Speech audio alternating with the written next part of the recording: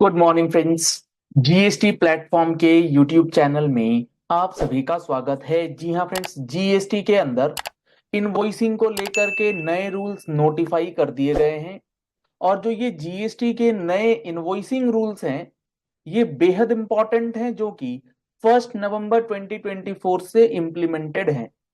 अब इस नए इनवॉइसिंग के अंदर कौन से ऐसे टैक्स पेयर्स हैं जिनको इम्पैक्ट दिखने वाला है, किन के लिए ये रूल्स फॉलो करना मैंडेटरी है।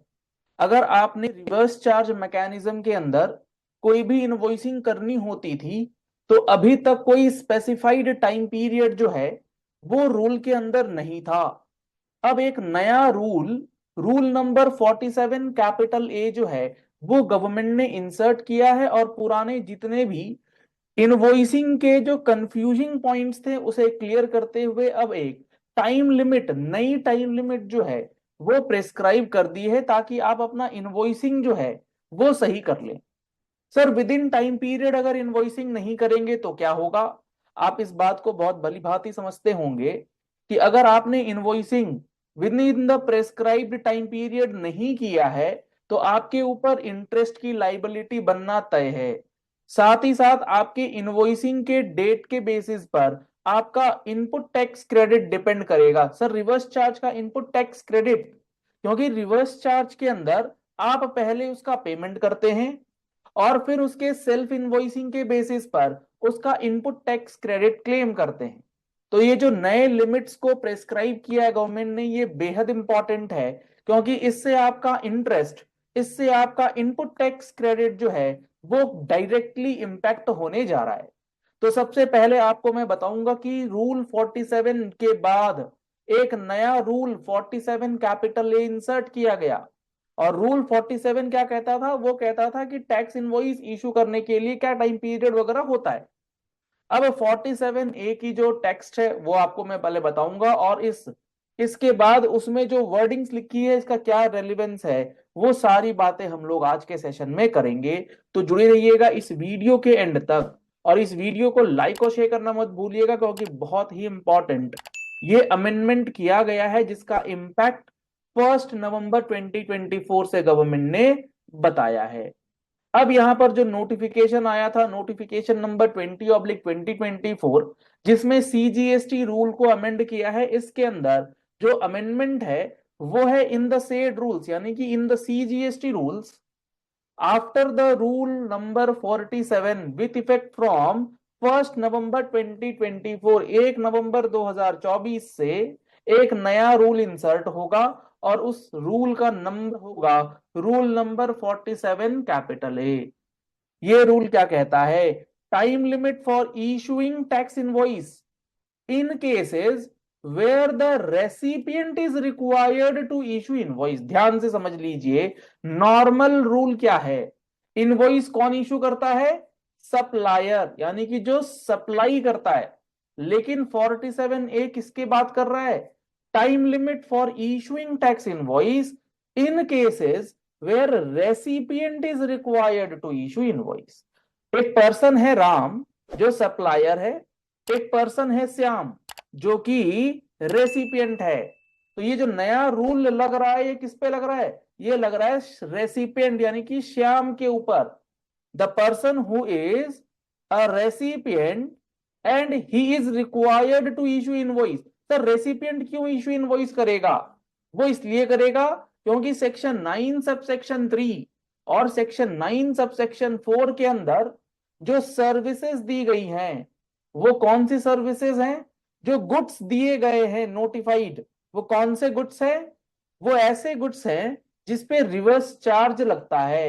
रिवर्स चार्ज जब लग जाता है तो सप्लायर की लाइबिलिटी नहीं होती टैक्स जमा करने की, लाइबिलिटी आ जाती है रेसिपिएंट की। तो जब लाइबिलिटी रेसिपिएंट की आ जाती है ना, तो वहां पर टैक्स इनवॉइस इशू करने की लाइबिलिटी भी रेसिपिएंट की हो जाती है। तो अब यहां पर इस सारी बातों को समझने के बाद जो लैंग्वेज है एक बार उसको सुनिए। Notwithstanding anything contained in rule 47 में कुछ भी लिखा उससे कोई मतलब नहीं। Where an invoice referred to in rule number 46, rule 46 में कौन सा इनवॉइस रेफर्ड है? Tax invoice which is required to be issued under clause F of sub section 3 of section 31। Section 31(3)(f) के अंदर जो इनवॉइस इशू करना है, यानी कि यहां पर बात हो रही है सेल्फ इनवॉइसिंग की।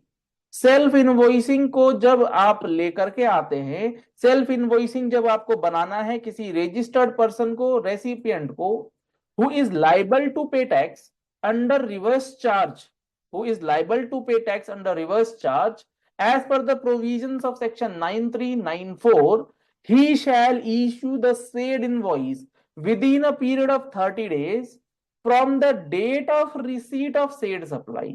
उस सप्लाई के डेट से विदिन 30 डेज इनवॉइस जो है रेसिपिएंट को इशू करना है। सर इतनी सारी बातें आ गई कि रिवर्स चार्ज के अंदर आपने पहले तो बोला कि रेसिपिएंट इनवॉइस इशू करेगा। पहले तो हमें यह बताइए कि अगर सप्लायर रजिस्टर्ड है, रेसिपिएंट भी रजिस्टर्ड है, लेकिन रिवर्स चार्ज वाली सप्लाई हो रही है, तब क्या? एग्जांपल लेते हैं, जीटीए है, मान लेते हैं गुड्स ट्रांसपोर्ट एजेंसी, राम और श्याम है, राम सप्लायर है, श्याम जो है वो रेसिपिएंट है। जीटीए है राम, वो रजिस्टर्ड पर्सन है। अगर ये रजिस्टर्ड पर्सन है, सप्लायर रजिस्टर्ड पर्सन है, तो भले ही इसकी सप्लाई तो रिवर्स चार्ज की है, लेकिन इसे टैक्स इनवॉइस इशू करना है।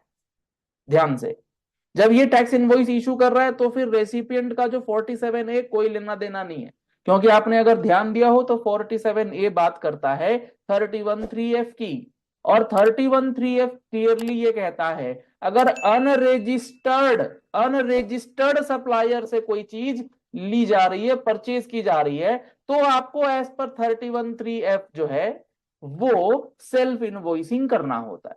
तो पहला पॉइंट ऑफ कंफ्यूजन आपका क्लियर हो गया कि अगर रजिस्टर्ड सप्लायर है तो चूंकि वहां 31(3)(f नहीं लगता, इसलिए 47A की कोई बात नहीं आएगी।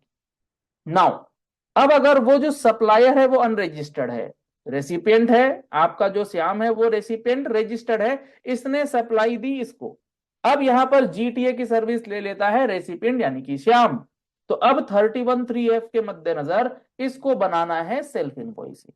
अब जब ये इस जीटीए की ट्रांसपोर्टेशन सर्विस की सेल्फ इनवॉइसिंग करेगा, तो अभी तक तो कोई भी टाइम पीरियड इसके पास प्रिस्क्राइब्ड नहीं था रूल के अंदर। अब इसके लिए स्पेसिफाइड रूल नंबर 47A जो है वो अब दे दिया गया है कि भाई तुम्हें जो इस अनरजिस्टर्ड सप्लायर के ऊपर इनवॉइसिंग करने का टाइम पीरियड है वो from the date of receipt of supply of goods और सप्लाई ऑफ सर्विसेज 30 डेज के अंदर अंदर सेल्फ इनवॉइसिंग करना पड़ेगा। अगर नहीं करेंगे तो आपके ऊपर नॉन कंप्लायंस की वजह से पेनल्टी, नॉन कंप्लायंस की वजह से डिफॉल्ट का जो भी आपका कॉन्सिक्वेंसेस है वो सब लगाए जा सकते हैं। तो आपको ये जो प्रोविजन चेंज हुआ है, ये जो नया टाइम लिमिट आया है 1 नवंबर 2024 से इंप्लीमेंटेड है, इसकी पूरी जानकारी अच्छे से होनी चाहिए। सर रिवर्स चार्ज को लेकर के इतना कुछ कैसे समझ में आएगा? इसके लिए आप हमारा जीएसटी का फुल कोर्स ज्वाइन कर सकते हैं। उस फुल कोर्स में आपको 180 घंटे की क्लासेस प्रोवाइड की गई है, जिसमें एक एक सेक्शन, एक एक रूल डिटेल में बताया गया है कि आपको कोई भी कंफ्यूजन जो है किसी भी पॉइंट ऑफ टाइम पे ना रहे। अगर आपने अभी तक इस कोर्स को ज्वाइन नहीं किया है तो अभी इस पे चल रहा है नवरात्रि का स्पेशल ऑफर। आप इस स्पेशल ऑफर का बेनिफिट लीजिए और इस कोर्स को ज्वाइन कर लीजिए। सर ऑफर मिलेगा कैसे?